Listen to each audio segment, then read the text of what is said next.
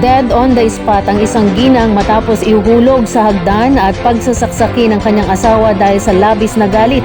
Nangyari ito nitong Martes, March 12, 2024 sa mismong tinitirhan nila sa bayan ng Jaén, Nueva Ecija. Kinilala ang namatay na ginang na si Marlene Reyes de Guzman. Nasa 40 ang edad at nakatakda sanang umalis papuntang Qatar ngayong buwan para magtrabaho doon.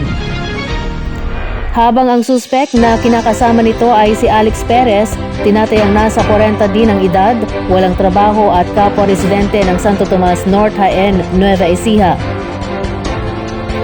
Batay sa ilang saksi sa pangyayari na kapitbahay ng mag-asawa, ganap na alas 9 ng gabi nang marinig na nag-iiyakan ng 3 anak ng ginang habang nag-aaway ang mag-asawa. Narinig umano nila na nagtatalo ang dalawa dahil sa pera hanggang sa mauwi sa pananakit ng lalaki.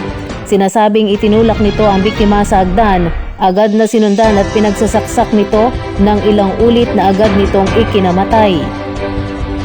Damay din ang biyanan nitong babae na sinasabing isa rin sa nanakit sa biktima kung saan sinabunutan daw nito ang ginang. Nasa kustudya na ng Jaén Police Station ang biyanan na kinilalang si Engay Perez, nasa 60 taong gulang at residente ng Talavera, Nueva Ecija.